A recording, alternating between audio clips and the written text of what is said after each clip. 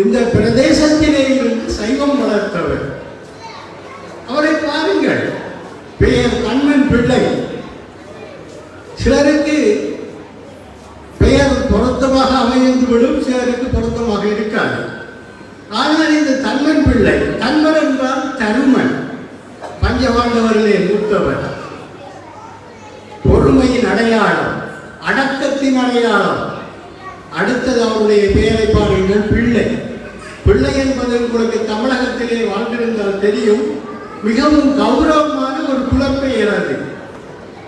அதுவும் சைவ பிள்ளை என்றால் இன்னும் அதுக்கு பெரிய மதிப்பு. அப்பேற்பட்ட இரண்டையும் இணைத்துக் கொண்டு வாழ்ந்த ஒரு பெருமகனார் இந்த கிராமத்திலே இருந்திருக்கிறார் என்று சொன்னால் அது உண்மையிலே நமக்கெல்லாம் பெருமையாகிறார்.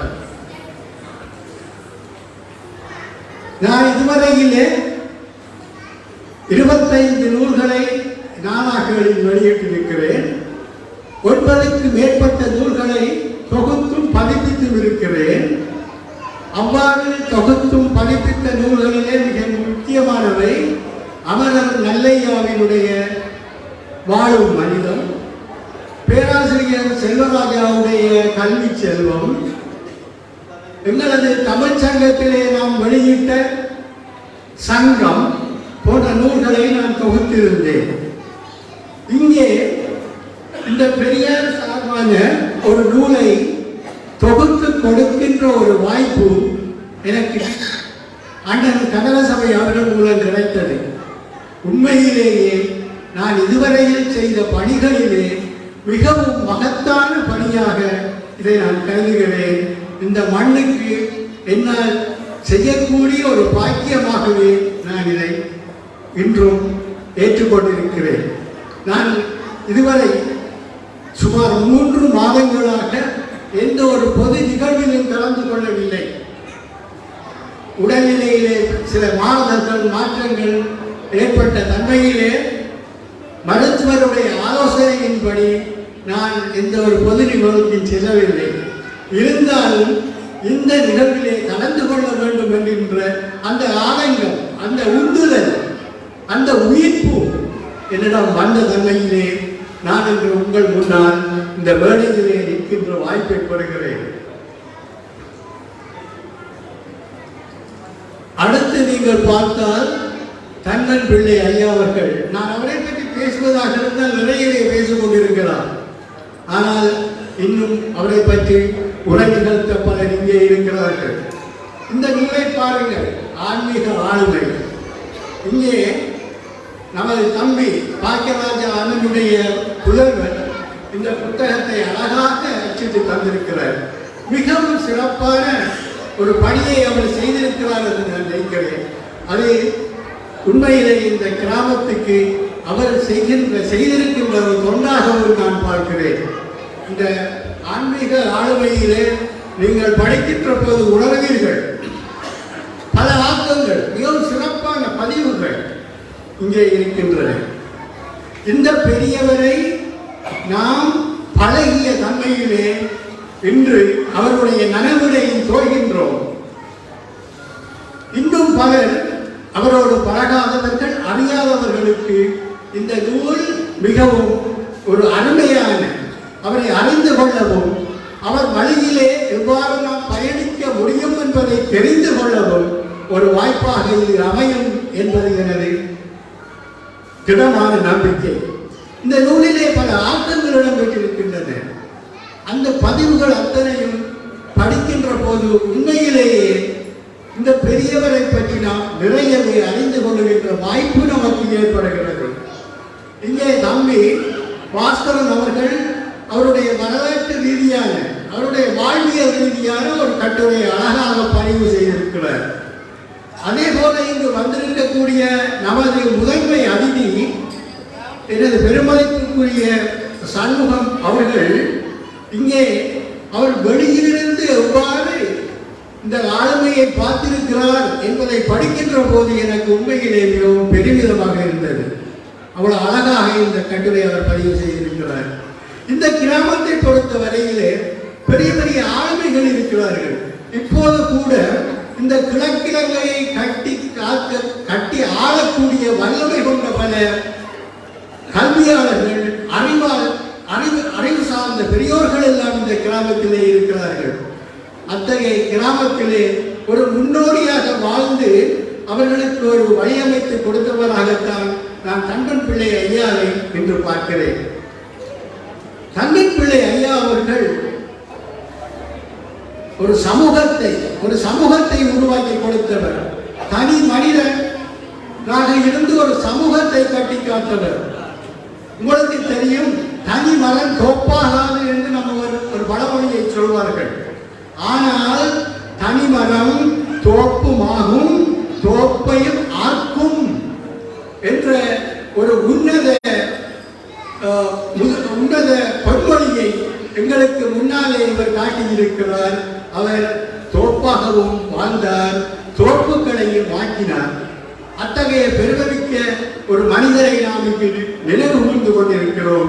அது உண்மையிலே நமக்கெல்லாம் நிச்சயம் பெருமைப்படத்தக்க ஒரு விடயமாகவே அமைந்து விடுகின்றது. பெரியார் தன்மன் பிள்ளை அவர்கள் இந்த வையத்திலே வாழ்வாங்கு வாழ்ந்தவர். நமது வள்ளுவர் சொல்வதைப் போல வையத்தே வாழ்வாங்கு வாழ்பவர் வானுரையும் தெய்வத்துள் வைக்கப்படும் என்ற நிலையிலே அவர் என்று ஒரு தெய்வமாக நம்மளால் அளிக்கப்படுகின்றார். என்னை பொறுத்த வரையிலே மனிதன் மரணம் வெல்லலாம். மனிதனை வெல்வது ஒன்று மரணத்தின் மேன்மையாகும். மரணத்தை வெல்வதொன்றே மனிதத்தின் மேன்மையாகும். தனியொரு மனிதனாக இன்று சமூகமாய் மாறிப்போன இந்த புரவலர் தன்மன் பிள்ளை இன்று இந்த புரவலர் நம்மையெல்லாம் இந்த உலகமெல்லாம் வென்றுவிட்டார் என்ற இந்த பதிவை உங்கள் முன்னால் சொல்லி, புனிதராம் தன்மன் பிள்ளை புரவலர் வென்றுவிட்டார் என்று கூறி நம் உள்ளங்கவர்ந்த அவரை மீண்டும் மீண்டும் நான் இந்த இடத்திலே நினைவு கூர்ந்து எனக்கு கிடைத்த இந்த அரிய சந்தர்ப்பத்திற்கு இந்த ஏற்பாட்டு குழுவினருக்கு நன்றி கூறி அமைகின்றேன். நன்றி, வணக்கம். உரையினை ஆற்றிச் சென்ற கவிக்கோ வெள்ளவூர் கோபால் என அழைக்கப்படும் தேசிய கலைஞர் கலாபூஷணம் எஸ் கோபாலசிங்கம் அவர்களுக்கு விழா ஏற்பாட்டு குழுவினர் சார்பாக நன்றியை தெரிவித்து, அடுத்ததாக உங்களை இந்த அரங்கத்திலே மகிழ்ப்பதற்காக ஒரு நடனம் காத்திருக்கின்றது. பிரதாஞ்சலி நாட்டியாலய மாணவிகள் வழங்குகின்ற அழகிய நடனத்தினை நீங்கள் இந்த அரங்கத்திலே இப்பொழுது கண்டு ரசிக்கலாம்.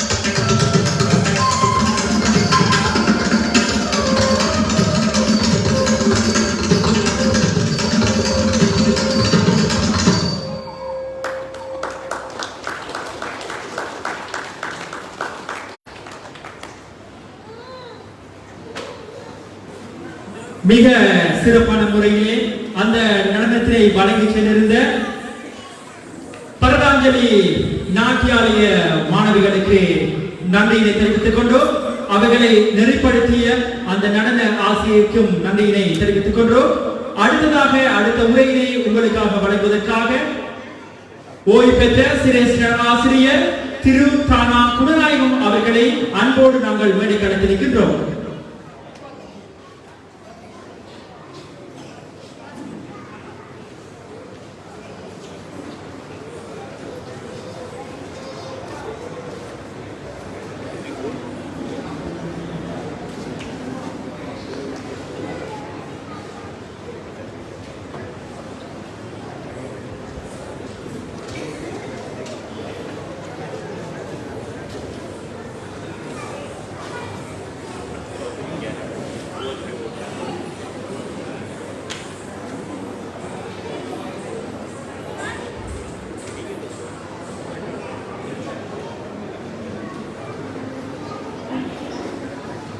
இந்த கலாச்சார மண்டபம் இதுவரை காணாத ஒரு புதிய தேவையான முக்கியத்துவமான ஒரு நிகழ்வை இப்பொழுது கண்டிருக்கிறது. இந்த நிகழ்வுக்கு தலைமை தாங்கிக் கொண்டிருக்கும் ஆலய வணக்கர் திரு காணாவான பாஸ்கரன் அவர்களே, இந்த மாவட்டத்தை பொறுத்த வகையில்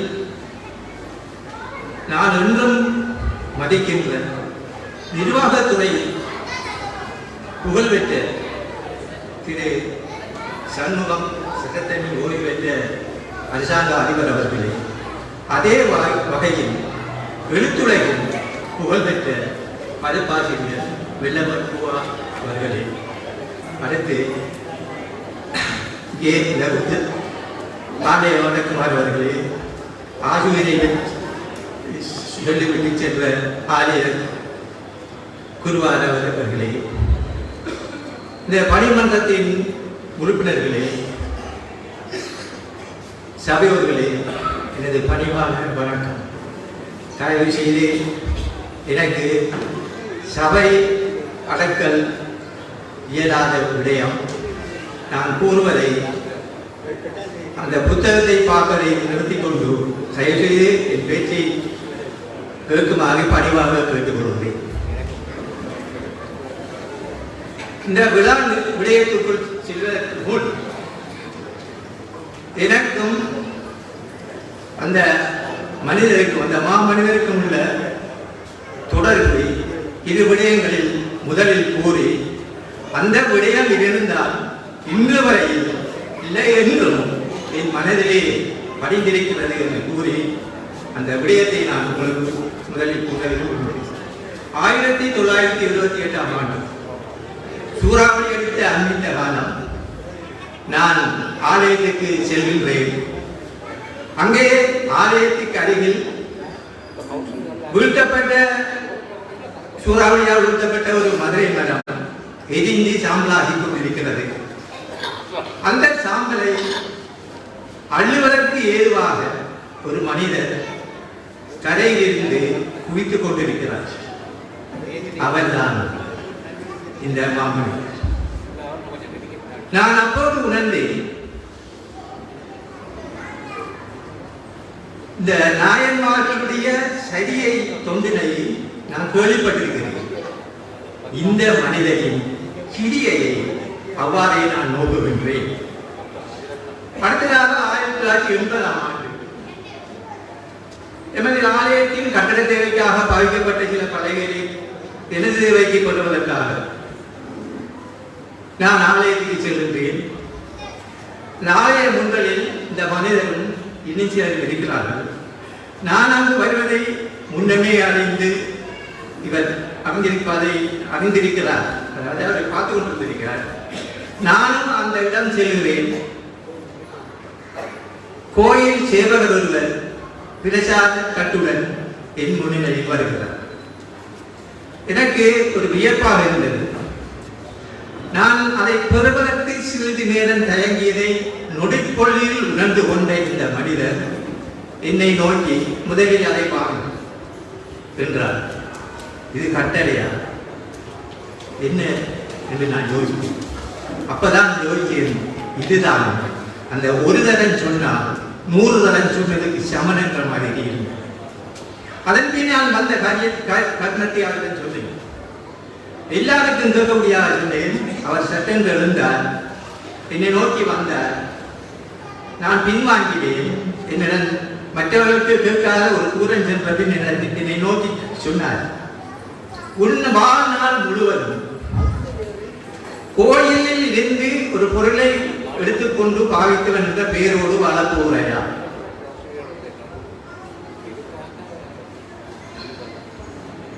என்று என்னிடம் கேட்டார். நான் இந்த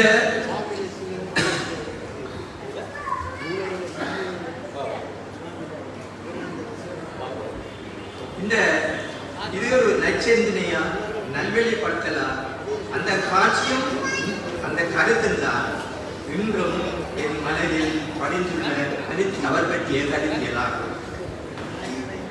என்னை பொறுத்த வகையில் இந்த நிகழ்வு எப்போது நடந்திருக்கப்படும். பொதுவாக குறிப்பாக அவர் வாழும் போதை கூட ஏற்பட்டிருக்கலாம். அது எது எப்படியோ இன்று அது நிறைவேறுவது இறைவன் பட்ட செயல் இறைவன் வழியை கூறி கல்லாவளை என்றதும் நினைவுக்கு வருவை ஆலயம், விவசாயம் என்று பலர் கூறுவார்கள். நான் இப்பொழுது சொல்வதேன், அவைகளும் இவரும் அடக்குவார். அந்த விடயங்களில் இவரும் அடக்கம் என்பது என் துணிவு.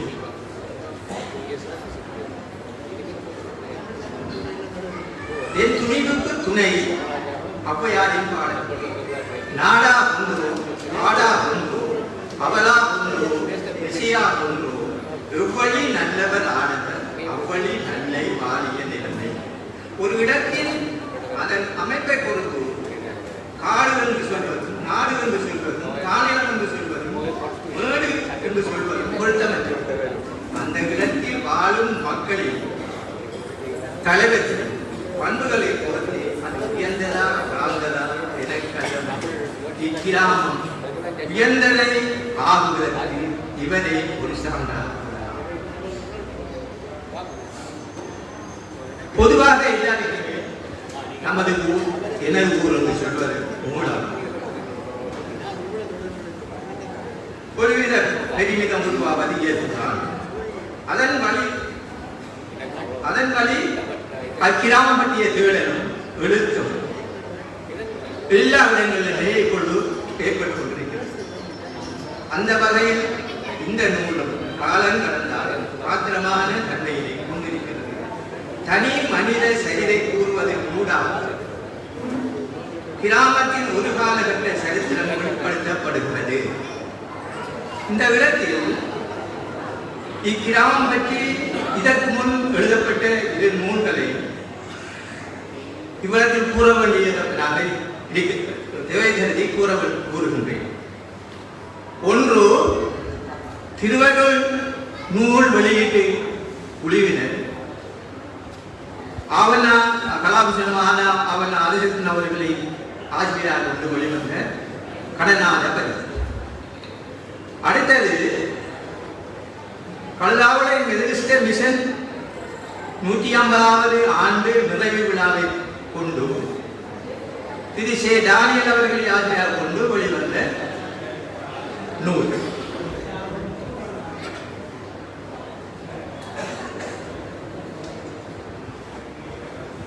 கடனாதபதி முதலாக இக்கிராமம் பற்றி கூடிய விழிப்புணர்வை ஏற்படுத்திய ஒரு நூல் இது. இந்த நூலுக்கு சரியான ஒரு விமர்சனத்தை வெள்ளவூர் புவால் அவர்கள் ஏதோ ஒரு நூலில் குறிப்பிட்டிருந்ததை நான் வாசித்து பார்த்தேன். அதன் ஆசிரியர் கூட அதன் குறைபாடுகளை அவர் உரையில் அவர் கூறியிருக்கின்றார்.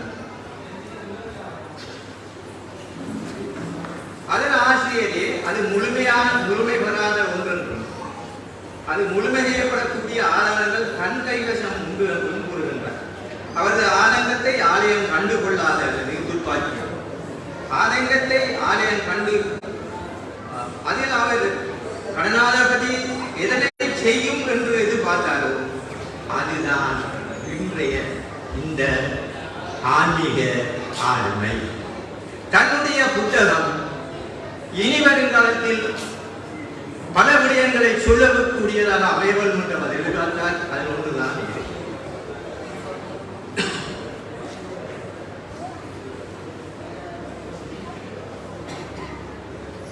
இது தவிர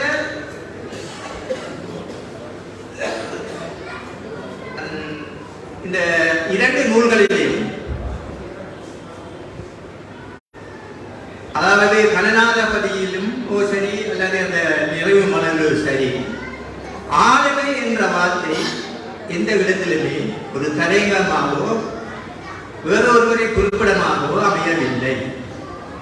ஒருவர் முதன்மையாளர்கள் வித்தாமியர்கள் என்று போல மற்றவர் புத்திஜீவிகள் என்று கூறுகின்றார். என்னை பொறுத்தவரையில் அவர்கள் இருவரும் ஆளுமை என்ற சொல்லையே மையமாக வைத்து ஒரு மிகச் சிறிய ஒரு ஆராய்ச்சியை செய்திருந்தார் வண்ணக்கர் கண்ணம்பிள்ளை அவர்கள்.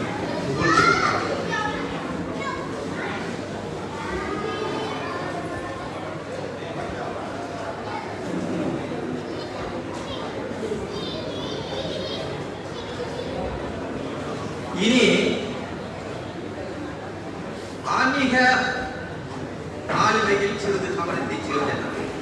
இந்நூலின் முகப்பு அட்டையில் படத்துக்கு மேலே ஆன்மீக ஆளுமை என்ற தலைப்பை திரு காணா நாராயண பிள்ளையும் படத்துக்கு அடியில் உள்ள ஆழமும் கருத்தும் என்ற வார்த்தையினை திரு காணாவண்ணா பாட்சியாளர் அவர்களும் அவர்களுடைய கட்டுரையில் குறிப்பு எடுத்து காட்டுள்ளார்கள். ஆன்மீகம் என்பது என்ன? அதாவது இறைவனை அடைகின்ற ஒரு முத்திநிலை அடைவதற்கு உண்டான ஒரு முதல் நிலையா? அது சமயம் சார்ந்ததா? அப்படி என்றுதான் நாம் அதிகமாக கருதுகின்றோம். உண்மையில் ஆளுமை என்பது செம்மையான வாழ். எனக்கு முன் பேசிய வில்லவர் அண்ணன் அவர்கள் எடுத்த ஆண்ட திருக்குறளில் வையத்துள் வாழ்வாங்கு வாழ்வான் வானுரையில் தெய்வத்தில் வைக்கப்படும் என்றார். இந்த குறளில் வாழ்வாங்கு என்று சொன்ன விஷயம் அதுதான் ஆன்மீக வாழ். மனித விளிம்பிகளை மதித்து வாழும் வாழ்வுதான் செம்மை வாழ்வு. அதுவே ஆன்மீக வாழ்வு ஆகும்.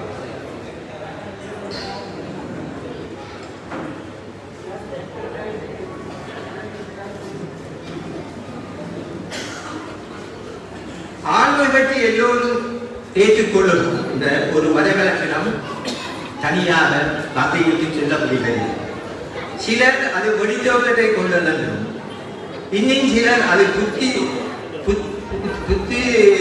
சாதுரியத்தை சார்ந்ததென்றும், இன்னும் சிலர் அது நல்லொழுக்கம் சார்ந்ததென்றும் கூறுவர். எனினும் அறிஞர்கள் வகுத்து வழங்கியுள்ள சில வரைவிலக்குகளை இங்கே நான் கூறலாம்.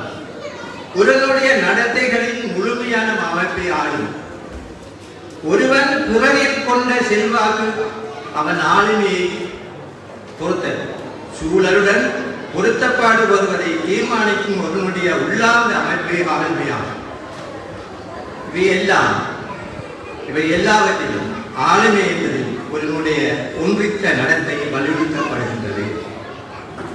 வண்ணக்கர் என்ற வார்த்தை தன்னன்பிள்ளை அவர்களை மட்டுமே எப்போதும் சுற்றி நிற்பது அவரது தலைமைத்துவ பண்பினை சாரும்.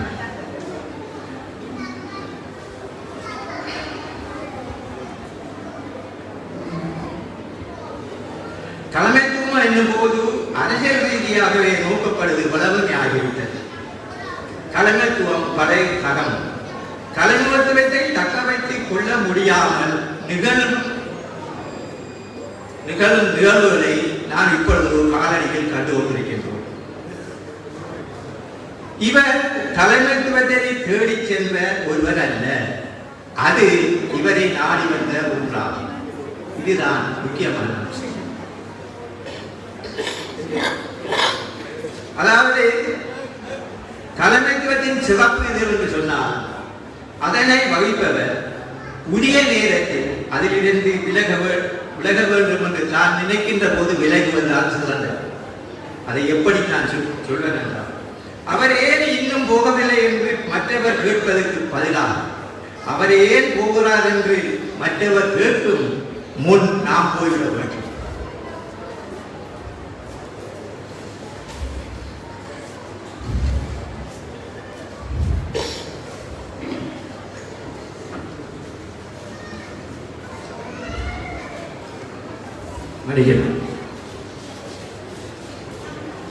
இந்த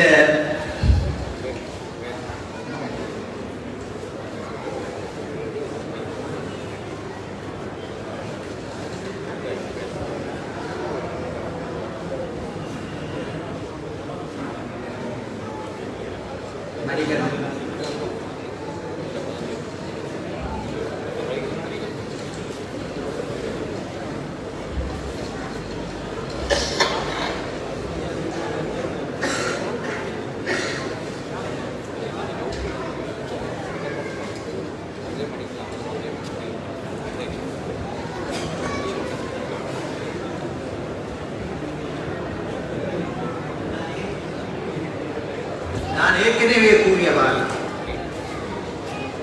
அவர் தன்னுடைய பதவியை பொருத்தமான நேரத்தில் விட்டுச் செலுத்துவது அவர் தலைமைத்துவத்துக்கு சிறப்பென கூறியது. இவர் இதைத்தான் செய்தார். அதனால் தான் அவர் அங்கே இருக்கின்றார். அண்ணாவின் அரசியல் பண்பாகம் தனியாக நோக்கப்பட வேண்டியது. நான் இதை மிகச் சுருக்கமாகவும் அடக்கமாகவும் கூறலாம் என்று நினைக்கிறேன். இக்கிராமத்தின் உள்ளாட்சி நிர்வாக கட்டமைப்பு இந்த ஊரிலே இருந்த போதும் அதன் தலைவராக நம்மவர் ஒருவர் இன்னும் வரவில்லை என்ற ஏக்கம் நீண்ட நாளாக நிலவியது. 1969 ஆண்டில் இந்த ஏக்கம் நிவர்த்தி செய்யப்பட்டது. இச்செயற்பாட்டுக்கு சூத்திரதையாக இந்த செயற்பாட்டை நிறையாக செய்தவர்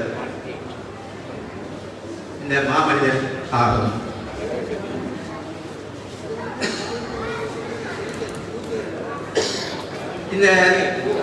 இந்த செயற்பாடு 1970 ஆண்டு பாராளுமன்ற தேர்தலிலும் சாக்கம் தெளிக்கிறது. இலங்கை அலைகளில் வெளியிலும் தமிழ் தேசிய பரப்பிலும் மிக பிரபல்யம் பெற்ற ஒருவர் புதிமுகம் ஒருவரால் தோற்கடிக்க பெற்றார். அரசியல் சார்ந்து நம்மவரை அதாவது இந்த மாமனிதரை இவ்வரசியல் சார்ந்து நம்மவரை ஒருவித விரோத நோக்கில் அளவிடுவது சரியில்லை. ஏனெனில் பாராளுமன்ற முதலீடு தேர்தல்களில் எந்த வேட்பாளரும் எந்த ஒரு கட்சியிலும் போட்டியிடவில்லை. எல்லாரும் சுயேட்சையாக கொடுத்தார். ஒரு வேட்பாளரை இவர் சார்ந்தார் என்பதை விட அந்த வேட்பாளர் இவரை சிக்கன பிடித்துக் கொண்டார் என்றே நான் கூறுவேன். அந்த இரு தேர்தல்களும் தேர்தல் சாதியம் சாகியம் தனிப்பட்ட செல்வாக்கு கலையே சக்தியாக கொண்டு விளங்கியது. இந்த விடயத்தில் கவனிக்க வேண்டிய ஒரு விஷயம் என்றால், எப்படி அரசியலில் அவர்களை ஒரு புறம் குறை கூற வருகிறாலும் கூட இவர் தான் இறுதி வரை தான் சார்ந்த அந்த கொள்கையிலேயே விடாப்படியாக கட்டுறுதியாக இருந்தார் என்பதுதான்.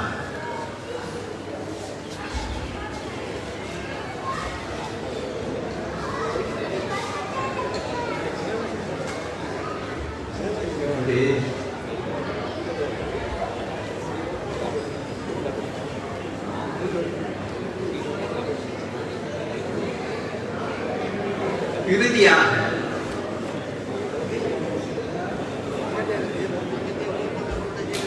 நாம் ஈடேற்றம் காண துடிக்கும் சிலவற்றை கூறும்போது நாம் இழந்துவிட்ட சில அம்சங்களை நீங்கள் உணர்ந்து கொள்ள முடியும். முதலாவது ஒற்றுமை. ஏனையோர் பொறாமையுடன் பெருமையாக என்னை பேசிய விடயம் அது. ஒரு உள்ளூராட்சி தேர்தலில் உச்சம் தொட்ட தன்மை அது. இன்னொரு தேர்தலில் அது எங்கே இருக்கிறது. இரண்டாவது விடயம், நீரின்றி வாழ்வில்லை. இனிவரும் 3ஆம் உலக யுத்தம் இதற்காகவே நடத்தப்படுகிறது என்று கூறுகின்றார். நம் முன்னோரும் மன்னவரும் நிர்மாணித்த இதை பாதுகாக்க வேண்டிய கடமை எம்மை சார்ந்தது.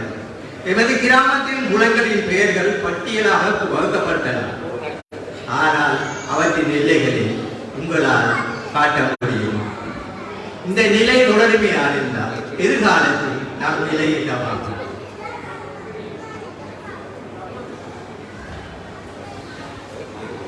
இதை ஆலய நிர்வாகிகளுக்கு நான் பணிவாக கூறிக்கொள்ள வேண்டிய விஷயம். ஏனென்றால் இந்த கிராமத்தின் கட்டுப்பாடு எங்கள் கையிலேயே இருக்கிறது என்பதை நீங்கள் உணர்ந்தீர்களாக இருந்தால்,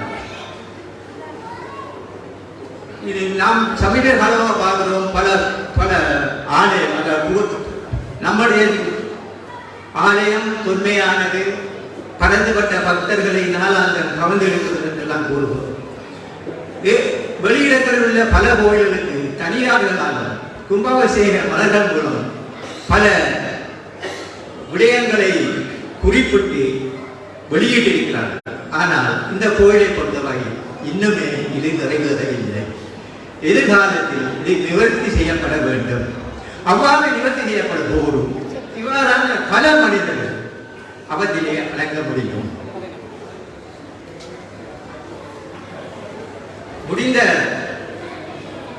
முடிவாக நான் தொடக்கத்துக்கு வருகிறேன்.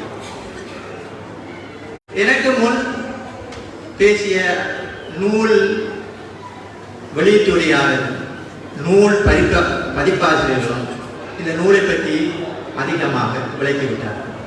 இருந்தாலும் இந்நூல் 53 பக்கம்.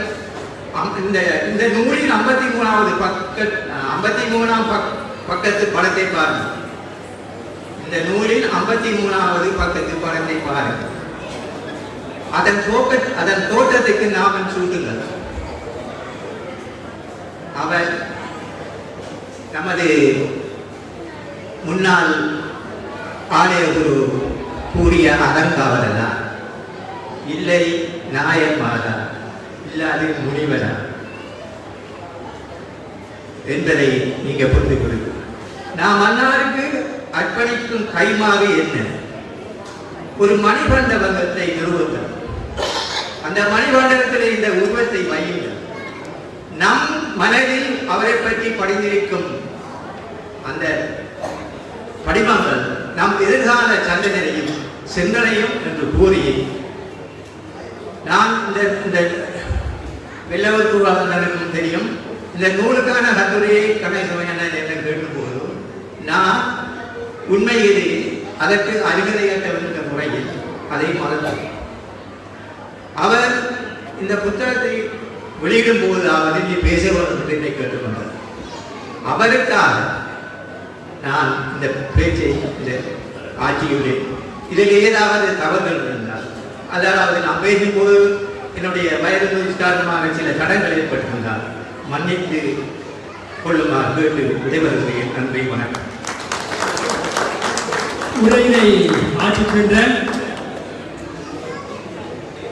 ஓய்வு பெற்ற சிரேஷ்ட ஆசிரியர் தானா குணநாயகம் அவர்களுக்கு நன்றியினை தெரிவித்துக் கொண்டோம்.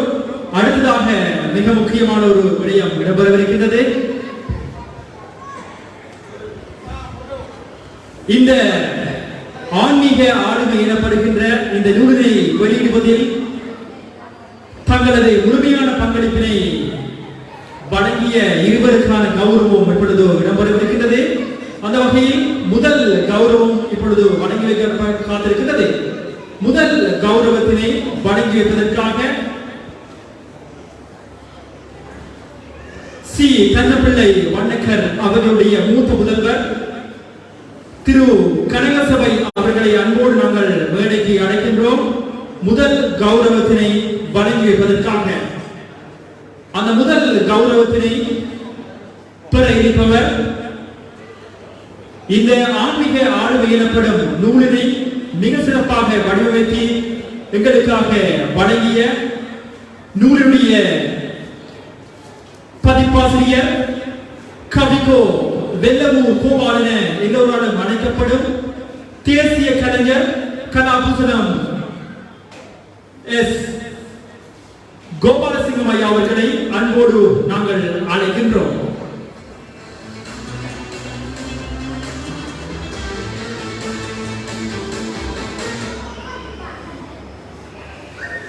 கவிக்கோ வெள்ளவூர் கோபால் ஐயா அவர்களுக்கான கௌரவிப்பு இப்பொழுது இடம்பெறவிருக்கின்றது. அவர் பற்றிய ஒரு சில பார்வைகளை நாங்கள் இப்பொழுது உங்களுக்காக ஞாபகப்படுத்த விரும்புகின்றோம். பன்முக ஆளுமை கொன்ற ஒருவராக இவர் இந்த மட்டக்களப்பு மண்ணிலே அவதரித்தவர். கிழக்கு பல்கலைக்கழகத்தினுடைய பட்டமளிப்பு விழாவிலே அண்மையிலே ஒரு கௌரவ பட்டம் வழங்கி கௌரவிக்கப்பட்ட ஒரு கலைஞர். அதே போன்று இவர் ஒரு புகழ்பூத்த கவிஞரும் நாடறிந்த ஆய்வாளரும் பன்னூல் ஆசிரியரும் இலக்கியவாதியுமாவார். இந்து கலாச்சார அமைச்சருடைய பல்வேறு விருதுகளை தனதாக்கிக் கொண்ட ஒரு கலைஞர். அதே போன்று பல ஆய்வு நூல்களையும் 100க்கு மேற்பட்ட கட்டுரைகளையும் பிரசுரித்துள்ளார். அத்தோடு பல சிறந்த தலைவர்களின் நூல்களையும் பதிப்பிக்க உதவி இருக்கின்றார். எனவே தேசிய கவிஞர் கலாபூஷணம் வெள்ளவூர் கோபால் ஐயா அவர்களுக்கான கௌரவிப்பினை நாங்கள் இப்பொழுது வழங்கி வைத்திருக்கின்றோம். அவர் நீடுடைய ஆண்டு காலம் வாழ வேண்டும் என்று, அதே போன்று பல சமய சமூக தொண்டுகளை செய்ய வேண்டும் என்றும் அமரர் தங்கம்பிள்ளை வண்ணக்கர் ஞாபகார்த்த நிதியத்தின் சார்பாக நாங்கள் வாழ்த்திக் கொள்கின்றோம். அடுத்த கௌரவிப்பு இடம்பெறவிருக்கின்றது. இந்த நூலை வடிவமைப்பதில் மிக பெரும் பங்காற்றிய மற்றொருவர் மாருதி பிரிண்டர்ஸ் நிறுவனத்தினுடைய உரிமையாளர் திரு பாக்கியராசா மணிவண்ணன் அவர்களுக்கான கௌரவிப்பு இப்பொழுது இடம்பெறவிருக்கின்றது. அவருக்கான கௌரவிப்பினை வழங்கி வைக்கவிருக்கின்றார் திரு தங்கப்பிள்ளை சுந்தரலிங்கம் அவர்கள். அவருக்கான கௌரவிப்பினை இப்பொழுது வழங்கி வைக்கவிருக்கின்றார். இந்த நூலினை வடிவமைப்பதில் பல பொன்னான நேரங்களை தன்னுடைய நேரங்களை செலவழித்து மிக அழகான முறையிலே எங்களுக்காக வடிவமைத்து வழங்கியிருக்கிறார்கள்.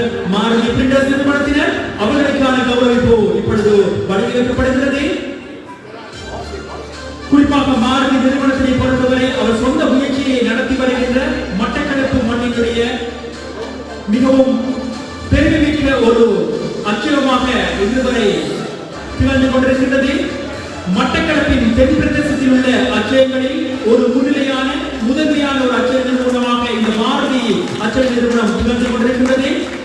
சைவத்திற்கும் தமிழுக்கும் திரு பாகிராசா மணிவண்ணன் அவர்கள் பல்வேறு சேவைகளை தன்னுடைய அச்சக நிறுவனத்தின் ஊடாகவும் தன்னூடாகவும் வழங்கி வைத்திருக்கின்றார். எனவே இந்த நூலினை வடிவமைப்பதில் பெரும் பங்காற்றியமைக்காகவும் அவருடைய சமய சமூக பணிக்காகவும் திரு வண்ணக்கர் தன்னம் பிள்ளை அவர்களுடைய ஞாபகார்த்த நிதியத்தினர் இப்பொழுது அந்த கௌரவிப்பினை வழங்கி வைத்திருக்கிறார்கள். எனவே அந்த இரு கௌரவிப்பினையும் தொடர்ந்து அடுத்ததாக உரையினை ஆற்றுவதற்காக தேனூரான் என அழைக்கப்படும் கலாபூஷணம் கானா தரரத்னம் அவர்களை அன்போடு நாங்கள் மேடை கலைக்கிறோம்.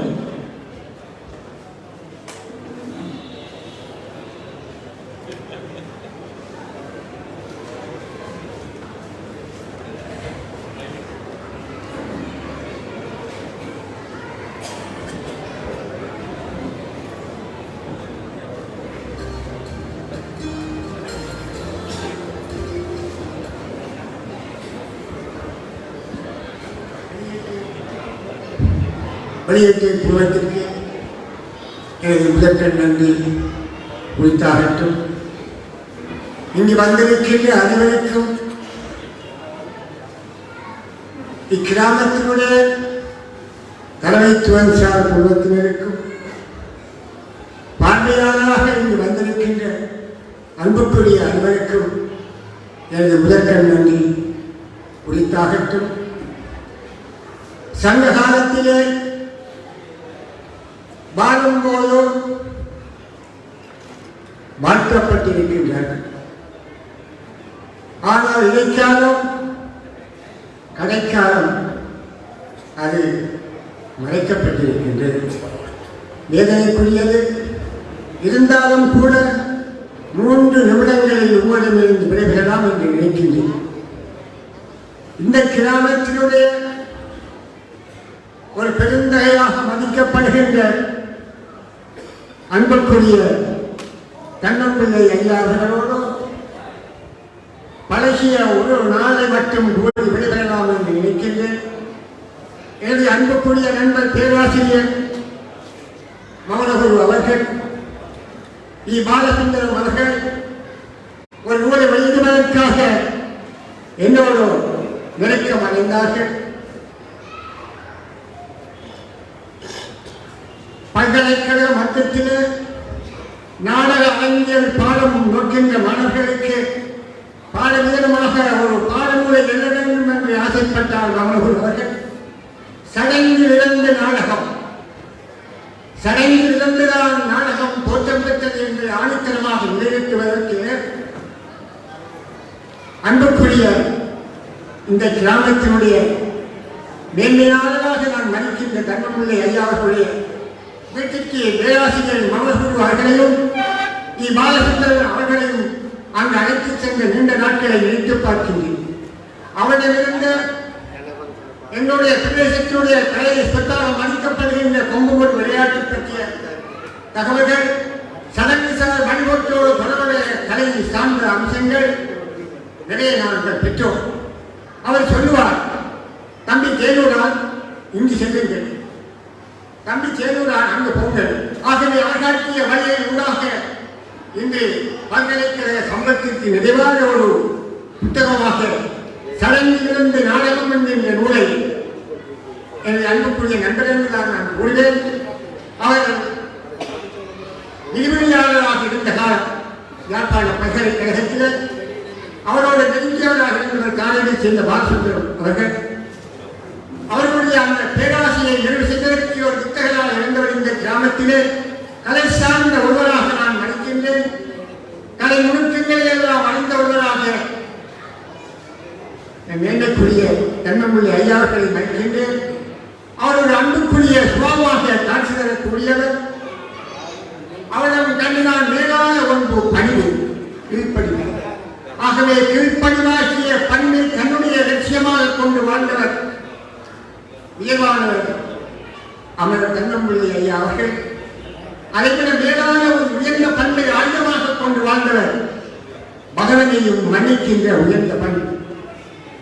மகரனையும் உயர்ந்து மன்னிக்கின்ற அந்த மண்ணினால் உயர்ந்த மன்னராக இன்று வாழ்ந்து கொண்டிருக்கிற கண்ணம்பிள்ளை ஐயா அவர்களை நினைவு கூர்ந்து நான் விடைபெறுகின்றேன். நன்றி, வணக்கம். உரையினை ஆற்றிச் சென்ற தேனூரான அழைக்கப்படும் கலாபூஷணம் காணா தரவிரத்தினம் அவர்களுக்கு நன்றியினை தெரிவித்துக் கொண்டோம். அடுத்ததாக நாங்கள் இப்பொழுது நிகழ்ச்சியுடைய இறுதி கட்டத்துக்கு தான் வருகை தந்திருக்கின்றோம் என்று ஞாபகப்படுத்திக் கொண்டோம். மற்றும் ஒரு உரை உங்களுக்காக காத்திருக்கின்றது. உரையினை வழங்கியதற்காக திரு தங்கப்பிள்ளை சுந்தரலிங்கம் அவர்களை அன்போடு நாங்கள் மேடைக்கு அழைத்து நிற்கின்றோம்.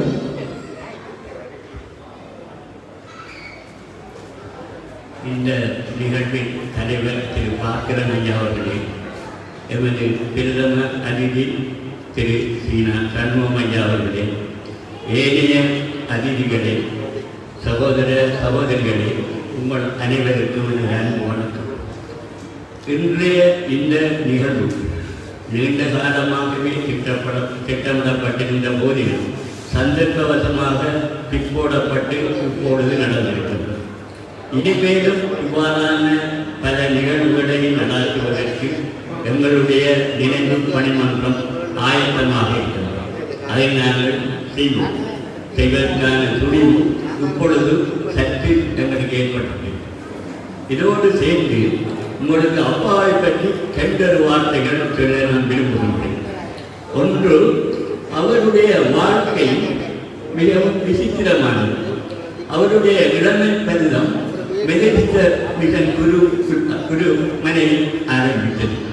அவருடைய படிப்பு, பழக்க வழக்கம் எல்லாத்தையும் பழகியவர்கள் அல்லது அவரை ஆசீர்வதித்தவர்கள், அவரை முன்னேற்றியவர்கள் எங்களுடைய மெதடிஸ்ட மிஷன் ஆலய குருமனையில் இருந்தவர்கள். அதில் மிகவும் முக்கியமான ஒருவர் அருணையா மாஸ்டர் என்று கண்முனையில் பெரிதாக பேசப்படுபவர். அவர் பாத்திமா கல்லூரியின் உதவி அதிபராக இருந்தவர். அவர் எப்பொழுது படித்தார் என்றால், ஐம்பல் ஜெயின்ஸ் அவர்கள் பேராதனை பல்கலைக்கழகத்தில் துணைவேந்தராக இருந்த காலத்தில், அது மட்டுமன்றி சுவாமி விபுலானந்தர் அவர்கள் தமிழ்துறை பேராசிரியராக இருந்த காலத்தில் அங்கு படித்து பட்டம் பெற்று முதலாவது பட்டதாரியாக கல்முனை மட்டக்களப்பு மாவட்டத்தில் வெளிவந்தது. அவருடைய தந்தையார் தான் சதுரேச பிள்ளை உபதேசம். அவருடைய அன்பும் பரிவும் அரவணைப்பும் எனது தந்தையாருக்கு இடம் வயலில் கிடைத்து வழிகாட்டும். அதனைத் தொடர்ந்து சுவாமிஜிக்கள் ராமகிருஷ்ணன் மெதடிஸ்டனுக்கு பின்னால் வருகிறார்கள். ராமகிருஷ்ணன் சுவாமி விபுலானந்த அடிகளார் அவருடைய மிகவும் நெருங்கிய நண்பராக இருந்தார். சுவாமி நடராஜானந்தாஜி அதையுடவும் மேலும் நெருங்கின நண்பராக இருந்தார். அவர்களுடைய வழிகாட்டல்கள் கிடைக்கின்றது. பல பல விடயங்களில் அவர் ஒத்து போகின்றார்கள். அவருடைய அந்த ஆன்மீக வாழ்வுக்கும் அது வழிகோடுகின்றது. அதனைத் தொடர்ந்து எங்களுடைய ஆலயத்தினுடைய கருதாவுடை பிள்ளையார் ஆலயத்தில் மிக சிறந்த அறிவாளிகள், மிக சிறந்த நல்ல பண்புகளுடைய குருமார் வந்து சேர்கிறார்கள். அவர்களில் விசேடமானவர் தான் தற்பொழுது நீங்கள் இந்த படத்தில் கண்ட சந்திரசேகர சர்மா ஐயா அவர்கள். அவருக்கு அண்மை 88 வயது பூர்த்தியாகி தனது பிறந்த நாளை கொண்டாடினார். அவரை பொறுத்த மட்டில் எனது தந்தையாரை பற்றி நினைத்தால் கண் கலங்குவார். அந்த அளவுக்கு அவர்கள் இருவரும் நெருக்கமானவர்கள். அது மட்டுமன்றி கழுதாவளை கிராமம், கழுதாவளை மக்கள் என்று சொன்னால் அவர் உள்ளே விடுவார். அப்படியான ஒரு போக்கு. ஒரு உதாரணத்தை நான் சொல்ல விரும்புகிறேன். ஒரு நாள் நானும் எனது மைத்துனர் காந்தியேஷ் அவருடன் கைது கொண்டிருக்கிறோம். இந்து மாமன்ற கட்டிடம் ஒன்று கைது கொண்டிருக்கிறோம். அங்கு தந்தையார் நீலகண்டன், சட்டத்தரணி தந்தையான நீலகண்டன் அவர்கள் அங்கு வருகிறார்கள். இவரை சந்தித்து நான் சொன்னேன், ஐயா நீங்கள் அவரை சந்தியுங்கள், நாங்கள் அவசரமாக போக வேண்டியதில்லை, எங்களுடைய ட்ரெயின் 8 மணிக்கு தான் வரும். அதனால அவரை போய் சந்தித்து கதைகள் பின்னர் எங்களோடு உறவாடலாம். அவர் சரி மாற்றம் நான் போய் சொல்லிட்டு வரேன். அங்கே போய் அவர் சொன்னார். என்ன சொன்னார் என்றால், எனது மிகவும் கஷ்டமான காலத்தில் என்னை வைத்து ஆதரித்த கிராமத்திலிருந்து 2 முக்கியமான பிரமுகர்கள் வந்திருக்கிறார்கள். நான் அவர்களுடன் உரையாட வேண்டியிருக்கிறது. தயவு செய்து வெளியில் காத்திருங்கள். அவர்தான் அகில இலங்கை மாமன்றத்தினுடைய செயலாளராக இருந்தவர், பின்னர் தலைவராக இருந்தவர். அவரிடம் எங்களுடைய சந்திரதேவ தர்மாயா சொன்னதுதான், அவர்கள் கழுகாவளையில் இருந்து வந்திருக்கிறார்கள். அப்படிப்பட்ட பெரிய நல்ல மனிதர்களோடு பழகுகிற வாய்ப்பு கிடைத்ததனால் தான் அவர் இவ்வளவு தூரம் உயர்ந்திருக்கிறார் என்பது எனது எண்ணம். அது எவ்வளவு உண்மையோ தெரியவில்லை. அந்த குறிப்புகளோடு உங்களிடமிருந்து விளைவர விரும்புகின்றேன். அதிகம் பேச விரும்பவில்லை. எங்களுக்கு நீங்கள் அளித்த ஒத்துழைப்புகளுக்கு மிக்க மிக்க நன்றி உள்ளவர்களாக நாங்கள் என்றும் இருப்போம். இவ்வளவு பெருந்திரளாக வந்து எங்களை மதித்து இந்த இடத்தில் இருந்த நேரங்களாக இருந்து எங்களை எங்களுடன் இருந்திருக்கிறீர்கள். இன்னும் ஒன்று, எங்களுடைய பிரதம அதிதியை பற்றியும் ஒரு வசனம் அதை 2 வசனம் சொல்ல நான் விரும்புகிறேன். அவர் எனது தந்தையாருடைய மிக நெருங்கிய உறவுடையவர். அவர் எனது தந்தையாரை மட்டுமல்ல, திரு பாஸ்கரன் ஐயாவின் தந்தையையும் மிகவும் நேசிக்கின்றவர். எப்பொழுதும் அப்படி ஒரு நேசிப்பு இருந்தது. அந்த நேசிப்பின் ஒரு கட்டம் அதையும் நான் உங்களுக்கு சொல்லிவிட விரும்புகிறேன். எனது தந்தையாரின் கடைசி காலத்தில், கடைசி 2 வருட காலத்தில் ஒவ்வொரு சனிக்கிழமை அல்லது ஞாயிற்றுக்கிழமை ஐயா அவர்கள் எங்கள் வீட்டுக்கு வந்து எனது தந்தையாரின் கால்களில் விழுந்து வணங்கி செல்வார்கள்.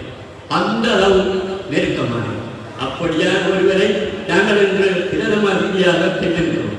அது பெரிய வாய்ப்பு என்று கூறி உங்களிடமிருந்து விடைபெறுகின்றேன். நன்றி, வணக்கம்.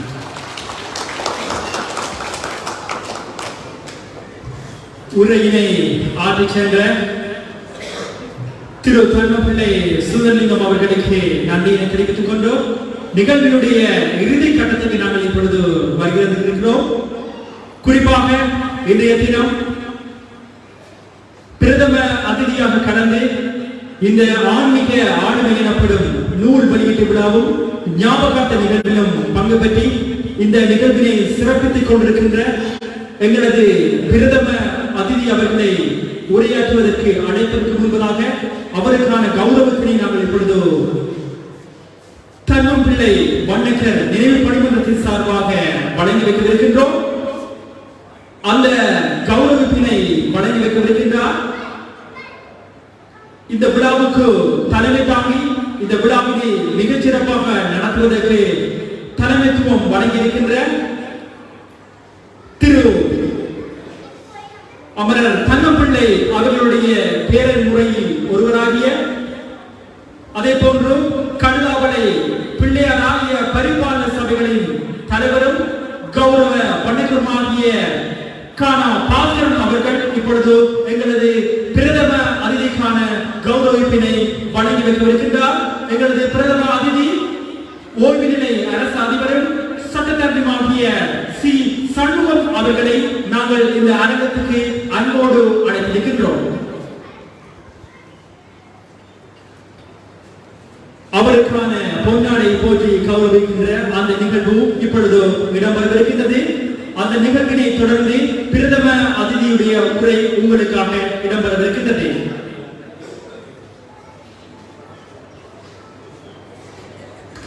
ஆன்மீக ஆளுமையாக 43 ஆண்டு காலம் இந்த கழுதாவளை மண்ணில் தடம் பதித்த வண்ணக்கர் தர்மபிள்ளை அவர்களுடைய ஞாபகார்த்த நிதியத்தின் சார்பிலே இன்றைய நிகழ்வின் பிரதம அதிதி ஓய்வில்லை அரசு அதிபரும் சட்டத்தரணியுமாகிய சி சண்முகம் அவர்களுக்கு இப்பொழுதோ கழுதாவளை பிள்ளையார் ஆலயத்தினுடைய தலைவரும் கௌரவ வணக்கருமாகிய திரு பாஸ்கரன் அவர்களால் வழங்கி வைக்கப்படுகிறது. இப்பொழுது பிரதம அதிதியினை பிரதம மதித்து உரைக்காம அன்போடு அழைத்து நிற்கின்றோம்.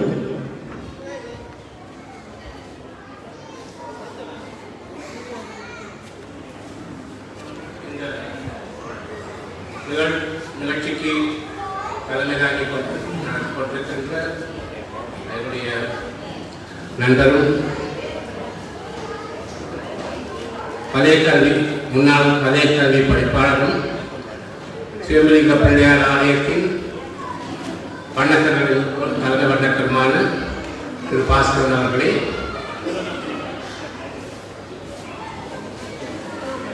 திரு முன்னாள் பாராளுமன்ற உறுப்பினரும் எனது நெருங்கிய நண்பருமான திரு கனகசபை ஐயா அவர்களே, திரு சுந்தரலிங்கம் அவர்களே, திரு பதிப்பாசிரியரான எல்லாரும் கோபால் அவர்களே, இங்கே குழுவிருக்கும் சிவலிங்க பிள்ளையார் ஆலய வண்ணக்குமார்களே, ஏனைய கிராமங்களிலிருந்து வந்திருக்கும் முக்கிய பிரமுகர்களே, ஸ்ரீமுருகன் ஆலய நிர்வாகிகளே, நலந்திருத்திகளே, இப்போது மக்களே, உங்கள் அனைவருக்கும் எனது பணிவான வணக்கத்தை நான் முதற்கண் தெரிவித்துக் கொள்கிறேன்.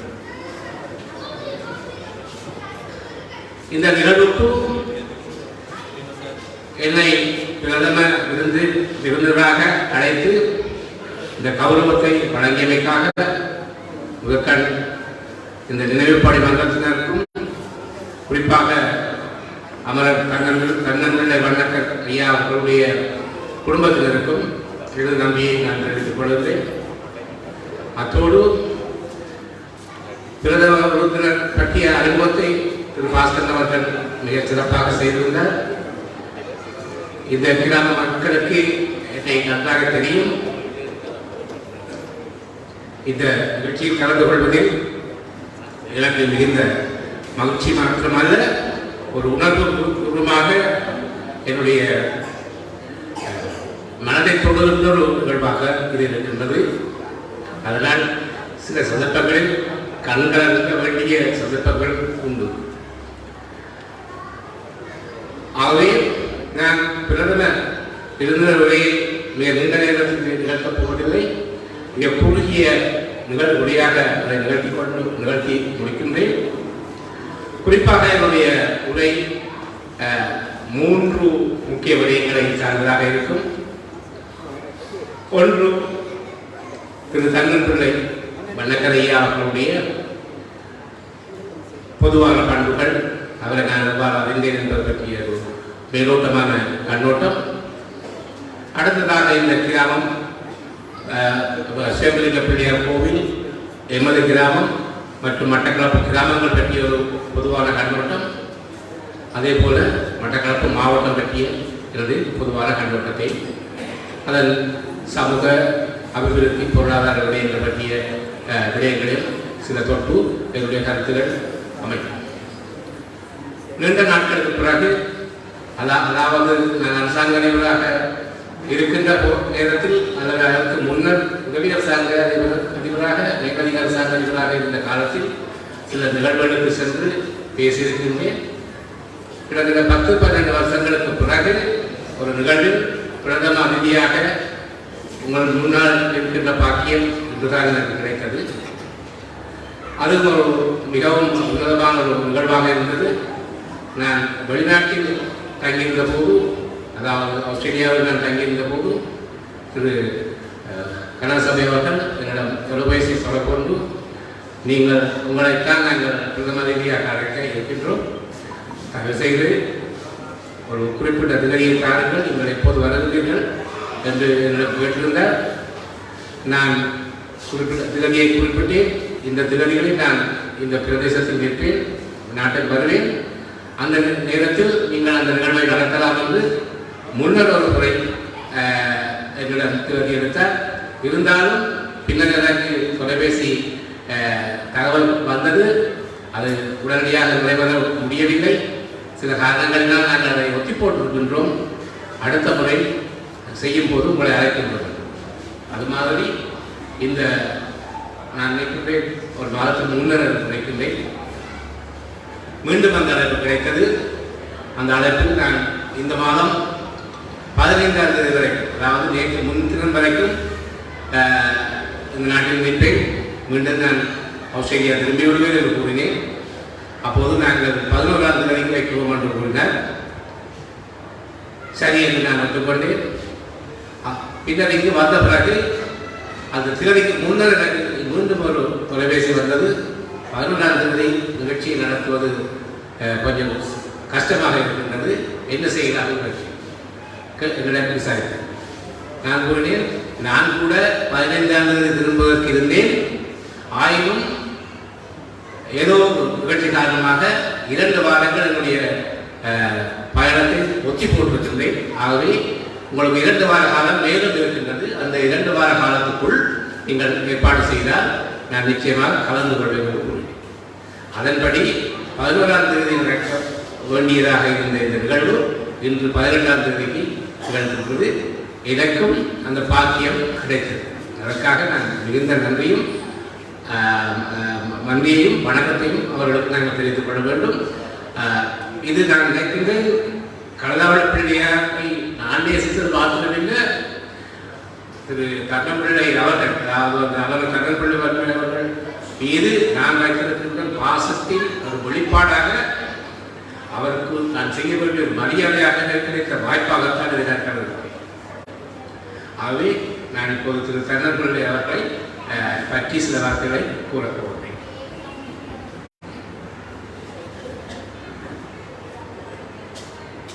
நல்லாரை காண்பதும் நன்றி, நலமிக்க நல்லார் சொல் கேட்பதும் நன்றி. நல்லார்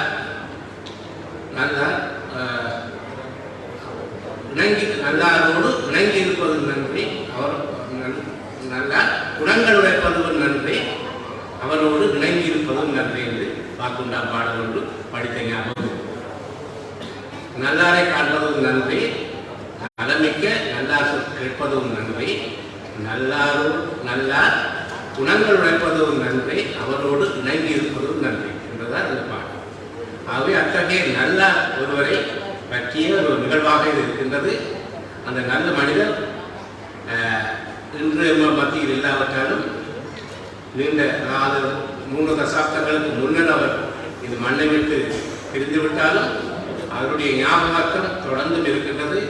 அந்த அறிமுகம் காரணமாக இன்று நாங்கள் அவரை நினைவு கூறுகின்றோம். அவர் சார்பாக ஒன்று திரட்டிய ஒரு புத்தக உருவாக அவருடைய ஆவண பதிவு இடம்பெற்றிருக்கின்றது. அந்த ஆவண பதிவுக்கு பல கட்டுரைகளை வழங்கியிருக்கின்றார்கள். திரு கோபால் அவர்கள் அதை புத்தக உருவாக ஆவணப்படுத்தியிருக்கின்றார். அவை ஒரு மிகவும் அருமையான, மிகவும் வரவேற்கத்தக்க, நிச்சயமாக தேவையான நிகழ்வாகவும் ஒரு பிரசுரமாகவும் அது அமைந்திருக்கின்றது.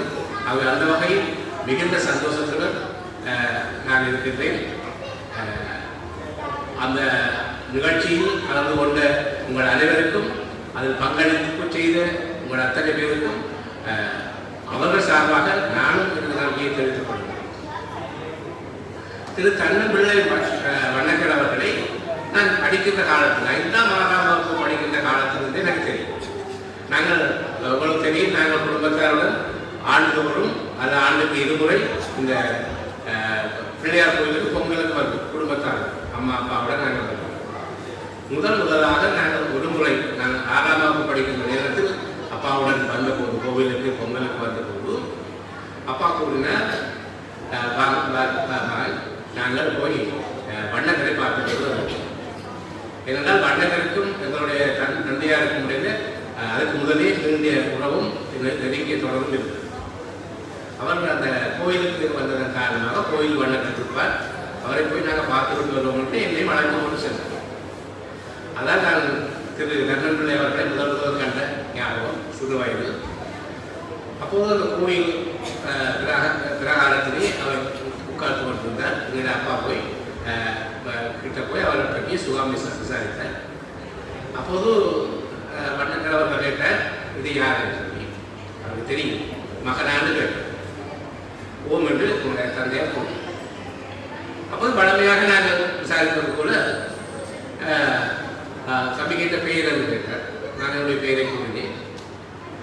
எத்தனை படிக்க முடியுங்கள்னு கேட்டால் நான் படிக்கிற வயதை வகுப்பை கூறுகிறேன் 6ஆம் வகுப்பு படிக்கிறேன். ஆகவே அவர் ஒரு வார்த்தை போட்டார், நன்றாக படிக்க வேண்டும், கவனமாக படிக்க வேண்டும், கெட்டித்தனமாக வர வேண்டும், கெட்டிக்காராக வர வேண்டும் என்று ஒரு வார்த்தை போட்டார். அந்த வார்த்தை அந்த நடிகர் ஆலயத்தை தொட்டிலிருந்து அழைக்கப்பட்ட ஒரு வரலாக கருதுகிறேன். ஆகவே என்னுடைய படிப்பு அந்த மாதிரி மிகவும் மேலோங்கி சென்றது. பின்னரும் நான் தொடர்ந்து படித்து முன்னோடக்கூடிய ஒரு வாக்கு அந்த அந்த ஆளுமையும் அந்த ஆசீர்வாதத்தின் மூலம் கிடைத்ததாக நான் இன்றைக்கு கருதுகிறேன். அவரை பார்க்கும்போது எனக்கு தெரிந்த தோற்றம் ஒரு ஒரு சுவாமியை நான் பார்க்கின்றேன். கதாட பிள்ளையார் மாதிரி ஒரு சுவாமியை நான் பார்க்கின்றேன். நெஞ்சு வரை நீண்ட தாடி, உச்சி வரை நீண்ட நெட்டி, தலையில் ஒரு சில மயிர்கள் அங்கமங்கும் இருந்தன. ஆகவே அந்த மாதிரி ஒரு முழுமையான ஒரு ஆன்மீக தோற்றத்தை நான் பார்த்தேன். அந்த அந்த பதிவு எனக்கு முன்பு இருக்கின்றது. அதுக்கு பின்னர் நான் அப்பாவை பார்த்த பிறகு அப்பாவுடன் வந்து சில உதவிகளை கலந்து கொண்டு வண்ணகர் குடும்பத்துடன் உறவாடிய நிகழ்ச்சிகள் அது வேறு இருந்தாலும் அந்த அந்த அபிமானம், அந்த நம்பிக்கை, மரியாதை, அந்த படிவம் எனக்கு நிறைந்திருந்தது. சில சந்தர்ப்பங்களில் நான் அவருடைய சிறந்த புறங்களை பார்த்தேன். நாங்கள் கட்டுரையில் இருக்கின்றேன். அந்த கட்டுரையில் முழு விவரங்கள் வந்திருக்கின்றது. அவருடைய தன்னடக்கமான மிக அமைதியான போக்கு, ஆளுமை. அதாவது ஆளுமை என்றால் அவர் அந்த கிராமத்தை கட்டி ஆளுமை, ஒரு ஆட்சி செய்கின்ற ஒரு தலைவருக்குரிய பண்பும் அவருடைய இருந்ததை நான் படிக்கிற ஆள். அவரை பார்ப்பதற்கு அநேக பேர் வருவார். இருந்து கொண்டு மிகவும் அயலூரிலிருந்து நாட்கள் வந்து அவருடைய ஆலோசனைகள் பெற்றுக்கொண்டு செல்வார். அவ்வாறான ஒரு பெரிய ஆலோசகர், பலருக்கு பல ஆலோசனைகளை வழங்கக்கூடிய ஒரு திறமை அவர்கள் இருந்தது. ஆனால் அவர்கள் இருந்த சில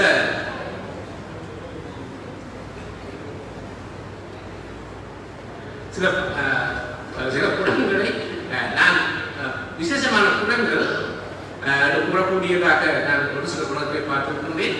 அவர் மிகவும் சுவாரஸ்யமாக பேசுகிறார். சுவாரஸ்யமான சில பேர் அவர் சில ஜோக்கள்னு சொன்னால் பகுதி கதைகள். அதாவது வந்து துன்பமாக வந்திருப்பவரை கூட சில பகுதி கதைகளை சொல்லி சிரிக்க வேண்டும். அவர் பெரிதாக சிரிக்காவிட்டாலும் அந்த மற்றவரை வந்து ஆசுவாசப்படுத்தி சிரிக்க வைக்கக்கூடிய சில ஹாசியமான கதைகளை கலைத்து சுவாரஸ்யமாக பேசக்கூடிய ஒரு தன்மை அவர்கள் வந்தவர் மிக அமைதியாக. அவர் எந்த பிரச்சனையோடு வந்தாலும் அந்த பிரச்சனையை தீர்ந்த நிறைவோடு செல்லக்கூடிய ஒரு ஆளுமை அவர்கள். அந்த அளவுக்கு ஒரு சிறந்த ஒரு பெரிய மனிதனாக நான் அவரை கண்டிருக்கேன். நான் மிக குறுகிய காலங்களில் தான் அவருடைய சம்பாஷணைகளை கேட்டுக்கொண்டிருந்தேன். இருந்தாலும் அவர் அரசியலில் அதிகம் ஈடுபாடு, நேரடியாக ஈடுபாடு காட்டி மேடை பேச்சுக்களை அவர் பேசவில்லை. இருந்தாலும் ஒரு கணிசமான அளவு அரசியல் தொடர்பு இருந்தது. அரசியல் பிரமுகர்கள் வருவார்கள். வந்த நேரத்தில் கூட அவர் மிகவும் அடக்கமாக பேசுவார். அவர் அந்த தலைவர் கூறினால், நான் கிராமத்தின் தலைவர், இந்த பிரதேசத்தின் இந்த கிராமத்துக்குரிய நான் காண்பேன். அந்த விதமான தன்னடக்கமான தலைவர் என்றால் அவர் மிகுந்த ஒரு தன்னடக்கமான ஆளுமை முக்கிய தலைவராகத்தான் நான் பார்க்கிறேன். அது மாத்திரமல்ல, ஏதாவது கடமைகளை அவர் பொறுப்பேற்றார் என்றால் செய்வன தந்தை செய்கிற மாதிரி அவை அவ்வாறு அவர் ஒரு சரியான ஒரு நிர்வாகம், மற்றவர்களால் மதிக்கப்படும் ஒரு தலைவராக சிறந்த நிர்வாகியாக இந்த கோயில் விடயங்களில் அவர் 40 ஆண்டுகளுக்கு மேல் தலைவராகவும் அல்லது வண்ணக்கராகவும் இருந்து செயலாற்றியிருக்கின்றார். கோயில் விடயங்களில் அவர் தானே முன்னின்று எல்லாவற்றையும் நிர்வகிப்பார், ஒழுங்குபடுத்துவார். எங்கேயாவது செல்ல வேண்டுமா இருந்தால் செல்வார், தானே செல்வார். தனக்கு துணை உதவிக்கு ஒரு சிலரை அழைத்து கொண்டு செல்வார். அது அந்த அளவுக்கு அவர் மிகவும் ஊக்கப்படுத்தார். திரு பாஸ்கரன் அவர்கள் அவருடைய சுறுசுறுப்பான செயற்பாடுகளை பற்றி கூறினார். உண்மையில் அது வரவேற்கக்கூடியது. ஆகவே அந்த அளவு செயற்களை செய்ய வேண்டிய செயல்களை மிகவும் கச்சிதமாக செய்து முடிக்கக்கூடிய ஒரு ஆற்றல், தனித்துவமான ஆற்றல் அவர்கள். அதை நான் பார்க்கிறேன். ஆகவே ஒரு தலைவரை அத்தகைய ஒரு தலைவருக்கு நாங்கள் இன்று அவரை நினைவு கூறுவது, அவர்கள் தொடர்பான ஒரு ஆவணத்தை வெளியிடுவது மிகவும் வரவேற்கத்தக்கதாக இருக்கின்றது. அதுபோன்று மற்றவர்களும் ஊக்கத்துடன் செய்வதற்கு வழிகாட்டியாக அமையும் என்று நான் நினைக்கிறேன்.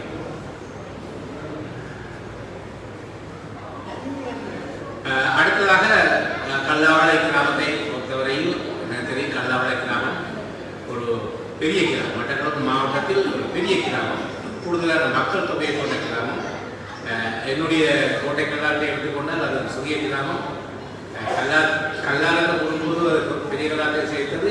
அப்படி பார்க்கும்போது சற்று பெரிய கிராமமாக இருந்தாலும் தனித்துவமான கிராமங்கள் ஒப்பீட்டு ரீதியாக பார்க்கும்போது இந்த கல்லாவளை கிராமம் மிகவும் பெரிய சிறத்துறை கொண்ட பெரிய அளவில் பெரிய கிராமமாக இருந்தது. இந்த கிராமத்தில் கண்ணன்பிள்ளை அவர்கள் மன்னர்களாக சேர்ந்த காலத்தில் இந்த நிலைமை திரு பாஸ்கர் அவருடைய கட்டுரையை வாசித்தால் தெரியும் எந்த நிலையில் இருந்தது. அதே மாதிரி தான் எல்லா கிராமங்களும் இருந்த நிலைமை. அதாவது ஒரு சில உத்தியோகர்கள், ஒரு சில கல்வீடுகள், ஒரு சில படித்தவர்கள் என்று எல்லா நிலைமையும் அப்படித்தான் இருந்தது. காலப்போக்கில் ஏற்பட்ட வளர்ச்சியின் காரணமாக இன்று மிகவும் சிறந்த நிலையில் நமது கிராமங்கள் அமைந்திருக்கின்றன. அது பொருளாதார வளர்ச்சியின் வெளிப்படையாக இருக்கும். அந்த வகையில் இன்று நாங்கள் காணும் கழுதாவளை அங்கு 50 வருஷத்துக்கு முதல் இருந்த கழுதாவளை அல்ல. அது மாதிரி வேறு கிராமங்களும் அதே மாதிரி ரெண்டு முன்னேற்றம் அடைந்தது. ஆயினும் எங்கள் நாட்டில் நிலவிய 30 வருட கால யுத்தம் அந்த அந்த அபிவிருத்தியில் ஒரு தாக்கத்தை ஏற்படுத்தியிருந்தாலும் அந்த யுத்தம் முடிந்ததன் பின்னர் அந்த தாக்கத்தின் 2 மடங்காக அந்த அபிவிருத்தி வெளிவந்துவிட்டது. இப்போது எங்கு பார்த்தாலும் சிறந்த சிறந்த பாதைகள், சிறந்த கட்டடங்கள், சிறந்த அழகான வடிவமைப்பான கோயில்கள் பலவிதத்திலும் நாங்கள் அபிவிருத்தியை கண்டுள்ளோம். அந்த காலத்தில் உங்களுக்கு தெரியும், எங்களுடைய மாவட்டத்தில் மிக சொற்பமானவர்கள் தான் அரசாங்க உத்தியோகம் பார்த்தவர்கள். கூடுதலான அரசாங்க உத்தியோகர்கள், பெரிய உத்தியோகர்கள் எல்லாம் பெரும்பாலும் வடபகுதியிலிருந்து யாழ்ப்பாணத்திலிருந்து வந்தது. கச்சேரி எடுத்துக்கொண்டால் அந்த 50% மேற்பட்டவர்கள், 50-60% மேற்பட்டவர்கள் நான் எழுதுகலைஞராக சேர்ந்த போது 70ஆம் ஆண்டுகள் அங்கே இருந்து வேலை செய்தவர்கள் 50-60% மேற்பட்டவர்கள் வடக்கை சேர்ந்தவர்கள் தான் இருக்கிறார். மிகவும் சிற்றுடியர் மட்டம் அல்லது எழுதுகலைஞர் மட்டத்தில் இருந்தவர்கள் மாத்திரம்தான் எங்களது மட்டக்களப்பு மாவட்டத்தை சேர்ந்தவர்களாக இருக்கிறார். இன்று கல்லாவளை எடுத்துக்கொண்டால் எத்தனையோ நிர்வாக உத்தியோகத்தர்கள் வந்துள்ளார், எத்தனையோ வைத்தியர்கள் வந்துள்ளார், எத்தனையோ வேறு வேறு துறைகளில் பிரபலியமடைந்த புள்ளிவிவர அதிகாரிகள் மற்றும் ஆசிரியர்கள், சிறந்த என்ஜினியர்ஸ், அதாவது பொறியியலாளர்கள், சட்டத்தரங்கள் கூட இப்போது எல்லா இடத்திலும் வந்துவிட்டது. இன்று பொதுவாக மட்டக்களப்பு மாவட்டத்தில் எடுத்துக்கொண்டால் நாங்கள் கல்வி நிலையில் ஒரு திருப்தியான நிலைக்கு நாங்கள் இருக்கிறோம். அன்றையில் உங்களுக்கு தெரியும், அந்த ஏர் பரீட்சை கூட மட்டக்களப்பு மாவட்டம் மிகச்சிறந்த பெருமைகளை பெற்றதாக நாங்கள் அறிகின்றோம். ஆகவே அந்த வகையில் இன்றைய நிலையை நாங்கள் ஒப்பீட்டு ரீதியாக அன்றுள்ள நிலையை நோக்கும்போது நிச்சயமாக நாங்கள் பெருமைப்படக்கூடிய அளவுக்கு இன்று இருக்கிறோம். மட்டக்களப்பு மாவட்டத்தை பொறுத்தவரையில் 90ஆம் ஆண்டுகளுக்கு பிறகு அதிகமானவர்கள் அவர் கல்வி நிலையை உயர்த்துவதற்காக அவர் ஆற்றிய பங்களிப்பு போல தெரியும். வாசியசாலை அமைத்தது, பாடசாலை அமைத்தது, இந்த பாடசாலைக்கு தேவையான முன்னேற்றமான நடவடிக்கைகள் எடுத்தது என்ற போன்ற பல பண்புகளை அவர்கள் இன்னும் கல்விக்கு முக்கியத்துவம் கொடுத்ததால் தான் இன்று நாங்கள் இன்று இந்த நிலைக்கு நாங்கள் வந்தோம். எனக்கு பிறகு நான் விசாரணைகளாக இருந்த பிறகு இப்போ மிக அண்மை காலம் வரைக்கும், கடந்த டிசம்பர் வரைக்கும் உங்கள் கிராமத்தை சேர்ந்த ஒருவர் தான், அதாவது கண்ணூரில் மட்டக்களப்புடைய வீரனாக கருணாகரன் அவர்கள் இந்த மாவட்டத்தின் அரசாங்க அதிபராக இருந்து இப்போது அவை அந்த வகையில் பெருமை பெற்றதாக கல்லாவளை கிராமம் இருக்கு. முக்கியமான கர்மங்களாக வரவில்லை. நான் அவரோட தொடர்பு கொண்ட போது நான் வர முடியாத நிலைத்திருக்கின்றேன். நான் வேறு கர்மாவாக குடும்பம் செல்வதால் அதை நிலையிட்டார். அவர் நான் கட்டாயம் நீங்கள் வர வேண்டும் என்று அழைத்து நான் தடுக்க முடியாமல் அவர் வேறு செல்வதாக கூறினார். ஆகவே அந்த வகையில் இந்த கல்லாவளை வெறுப்படக்கூடிய மக்கள் இருக்கிறார்கள், படித்தவர்கள் இருக்கிறார்கள். எந்த இடத்துக்கும் கல்லாவளை பேர் சொல்லி முன்னேறக்கூடிய முன்னே செல்லக்கூடிய ஒரு ஆழ்நம்பிக்க திறமுகர்கள் இங்கு உருவாகினார். அவரை அந்தகைய உங்களுக்கு தெரியும் திரு மாவட்டத்தின் எமக்குரிய பாராளுமன்ற உறுப்பினராக இங்கிருந்து கண்ணுப்பிள்ளை அவர்களின் மூத்த முதல்வர் பாராளுமன்ற உறுப்பினராக கூட சேவையாகிறோம். அந்த வகையில் நாங்கள் பெரும்படக்கூடிய அளவுக்கு நாங்கள் இருக்கின்றோம். அதுபோல என்ற மாவட்டமும் பெருமை தரக்கூடிய அளவுக்கு இருக்கின்றது. இவற்றையெல்லாம் பார்க்கும்போது மகிழ்ச்சியாக இருக்கின்றது. நான் இந்த மாவட்டத்தை சேர்ந்தவர் என்ற வகையில் மிகுந்த சந்தோஷப்படுகின்றேன். என்னுடைய வேறு வேறு காரணமாக நான் வெளிநாட்டில் இருந்தாலும் இந்த மாவட்டத்தில் என்ன நடக்கின்றது, என்ன செயற்பாடுகள் இடம்பெறுகின்றன என்பதை நான் நாளாந்தம் கவனித்துக் கொண்டுதான் அந்த அளவுக்கு நாட்டின் மீது ஈடுபாடு உண்டு. இடைக்காலத்தில் நான் திரு சம்பந்தனையா அவர்கள் எதிர்கட்சி தலைவராக இருந்தபோது அவருடைய பிரத்யேக செயலராக மூன்று வருடங்கள் பாராளுமன்றத்தில் கடமையாற்றினேன். அவருடைய செயல்களை செய்து அவரும் கூட ஒரு சிறந்த அபிமானி, அதாவது மக்கள் மீதான அபிமானியாக இருந்தார். ஆனால் அவருடைய கவலைகள் எல்லாம் தமிழ் மக்களுக்கு போதிய அளவு உண்மையான சுதந்திரம் கிடைக்கவில்லை என்ற ஆதங்கம் அவருக்கு இன்னும் தொடர்ந்திருக்கிறது. அதுபோலத்தான் எனக்கும் இந்த அரசியல் ரீதியாக என்னை பலர் வேண்டிக் கொண்டார், நீங்கள் அரசியலுக்கு வர வேண்டும், எங்களுக்கு வழிகாட்ட வேண்டும் என்று பலர் என்னை வேண்டிக் கொண்டாலும் அந்த அரசியலுக்குள் நான் விரும்பவில்லை. ஏனென்றால் பல்வேறு தொல்லைகள் காரணமாக அது ஒரு சிக்கலான விடயம் என்பதால் நான் அந்த அரசியலுக்குள் முடியவில்லை. சட்டத்தடியாக கூட நான் 10 வருடங்கள் முதல் பதவி பிரமாணம் செய்து கொண்டாலும் அந்த சட்டத்தடை தொழில் கூட நான் செய்யவில்லை. என்றால் அதை விட எனக்கு வேறு நிர்வாக ரீதியான தொழில் கிடைத்ததால் நான் சட்டத்தொழிலை தொழிலை நான் முக்கியமாக செய்யவில்லை. அது மாத்திரமல்ல, நான் அந்த செய்யும் சேவைக்காக மக்களிடமிருந்து பணத்தை சிலரையாக அவர்கள் மீது கலந்து கொள்வது எனக்கு என்னுடைய விருப்பத்துக்குரிய மாறாத விடயமாக இருந்தது. அதனால் நான் அந்த மக்களுக்கு ஒரு விடயத்தை செய்து போட்டு அதற்காக பணத்தை தாருங்கள் என்று வாங்குவது என்னுடைய மனதுக்கு அது ஒத்து வரவில்லை. ஆக நான் அந்த தொழிலை நான் இறங்குவேன்.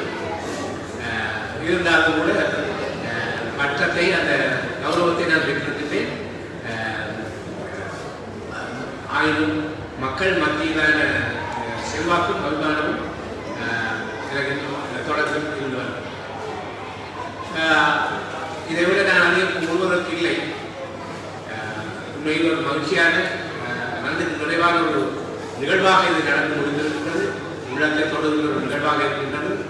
இந்த குறிப்பாக இந்த நிகழ்வுக்கு என்னை வரவழைத்து கட்டாயம் நான் கலந்து கொள்ள வேண்டும் என்று கூறி எனக்கு இந்த வாய்ப்பை அளித்தமைக்காக திரு கனசபை அவர்கள் உட்பட அவருடைய குடும்பத்தார் அனைவருக்கும் அதோட இந்த நினைவு பாடிமன்றத்தினுடைய உறுப்பினர்கள் சகலருக்கும் எனக்கு நன்றியும் பணிவான வணக்கத்தை தெரிவித்து நான் உங்களிடத்து விடைபெறுகிறேன். நன்றி. பிரதம அதிதியாக கலந்து இந்த நிகழ்வினை சிறப்பித்ததோடு பிரதம அதிதி உரையினை ஆற்றிச் சென்ற ஓய்வு நிலை அரசு அதிபரும் சட்டத்தரணியுமாகிய திரு சி சண்முகம் அவர்களுக்கு நன்றியினை தெரிவித்துக் கொள்கின்றோம். தங்கம்பிள்ளை நினைவு பணிமன்றத்தினுடைய ஆன்மீக ஆளுமையும் ஞாபகார்த்த நிகழ்வும் எனும் இந்த நிகழ்வின் இறுதி கட்டத்துக்கு நாங்கள் இப்பொழுது வருகின்றோம். இறுதியாக நன்றியுரையை வழங்கியதற்காக திரு கமல்நாதன் லங்கரன் அவர்களை அன்போடு நாங்கள் அழைத்து நிற்கின்றோம்.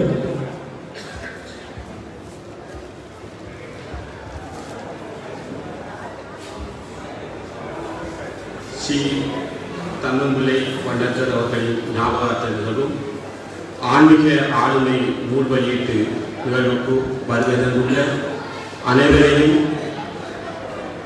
வணங்கிக் கொண்டு நன்றி மறப்பது நன்றன்று என்னும் திருவள்ளுவருடைய வாக்குக்கு அமைய நன்றியுரையாற்றலாம் என நான் வருகின்றேன். அந்த வகையில் இந்த நிகழ்வில் ஆட்சி உரை வழங்கிக்கின்ற கழுதாவளை பிள்ளையார் ஆலய பிரதம குரு அவர்களுக்கு எமது மன்றத்தின் சார்பாக நன்றிகளை தெரிவித்துக் கொள்கின்றேன். மேலும் பிரதம அதிதியாக கலந்து இந்நிகழ்வில் சிறப்பித்துக் கொண்டிருக்கும் சட்டத்தரணியும் ஓய்வு நிலை அரசாங்க அதிபருமாகிய திரு சானா சண்முகம் ஐயா அவர்களுக்கு தன்னம்பிள்ளை நினைவு பணிமன்றத்தின் சார்பாக நன்றிகளை தெரிவித்துக் கொள்கின்றேன். அடுத்து இந்நிகழ்வுக்கு விசேட அதிதியாக கலந்து சிறப்பித்துக் கொண்டிருக்கும் பிள்ளையார் ஆலய வண்ணக்குமார் கடுக்கண்டுமார் மற்றும் பரிபாலன சபையினர்கள் உறுப்பினர்கள் ஸ்ரீமுருகன் ஆலய வண்ணக்குமார் மற்றும் பரிபாலன சபை உறுப்பினர் அனைவருக்கும் எங்களுடைய நன்றிகளை தெரிவித்துக் கொள்கின்றேன். மேலும் கௌரவ அதிதிகளாக கலந்து சிறப்பித்துக் கொண்டிருக்கின்ற அனைத்து மன்றங்களினுடைய தலைவர்கள், செயலாளர்கள், உறுப்பினர்கள் அனைவருக்கும், பாடசாலை அதிபர்கள், ஆசிரியர்கள் அனைவருக்கும் எமது சங்கத்தின் சார்பாக நன்றிகளை தெரிவித்துக் கொள்கின்றோம். மேலும் ஆன்மீக ஆண்மை என்னும் நூலினை அழகான முறையில் எங்களுக்கு வடிவமைத்து தந்த மாருதி அச்சகத்தினருக்கும் அதற்கு பதிப்பாசிரியராக கடமை புரிந்த வெள்ளையூர் கோபால் அவர்களுக்கும் எமது நன்றிகளை தெரிவித்துக் கொள்கின்றோம். இந்த நிகழ்வினை நடத்துவதற்கு இந்த மண்டபத்தினை தந்துதவிய கல்லாவளை பிள்ளையார் ஆலய பரிபாலன சபையினருக்கு எமது மன்றத்தின் சார்பாக நன்றிகளை தெரிவித்துக் கொள்கின்றோம். அடுத்து இந்த நிகழ்வுக்கு பரதநாட்டியத்தினை வழங்கிய பரலாங்கொலி நாட்டிய மாணவியருக்கும் எமது சங்கத்தின் சார்பாக நன்றிகளை தெரிவித்துக் கொள்கின்றோம்.